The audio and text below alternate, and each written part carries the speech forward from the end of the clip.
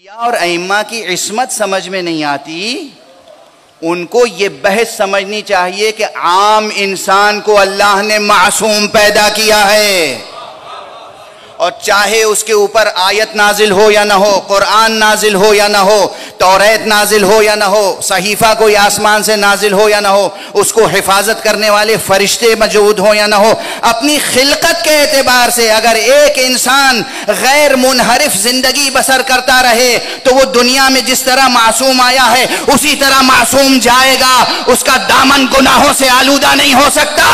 चे जाए कि जिन पर अल्लाह ने आयतें नाजिल की हो, कुरान नाजिल किया हो, फरिश्ते उनकी मदद के लिए हो, उनको मासूम आप न समझें।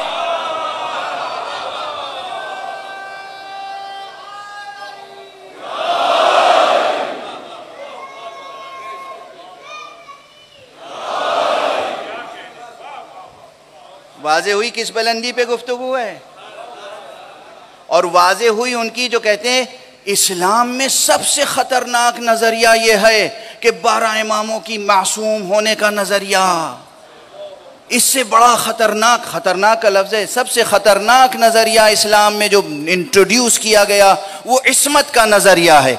इस्मत का नजरिया फितरत का नजरिया है, इस्मत का नजरिया कुरान का नजरिया है, इस्मत का नजरिया शरीयत का नजरिया है। शरीयत आई है इंसान की बुनियादी इस्मत की हिफाजत के लिए।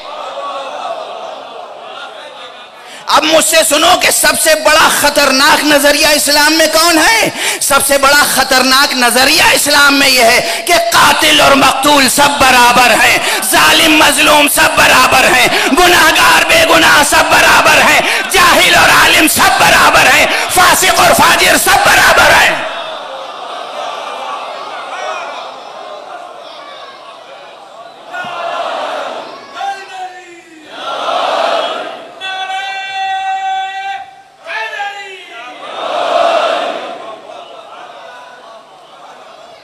ये वो बराबरी का नजरिया है जिसने मिल्लत इस्लामिया के चेहरे को रूह सियाह बना दिया है। ये वो नजरिया है, अमलन भी और नजरियाती एतबार से भी। यानी क्या इस्लाम बनाया है, कुरान से हटके और मुस्तफ़ा से हटके सल्लल्लाहु अलैहि व आलिहि वसल्लम।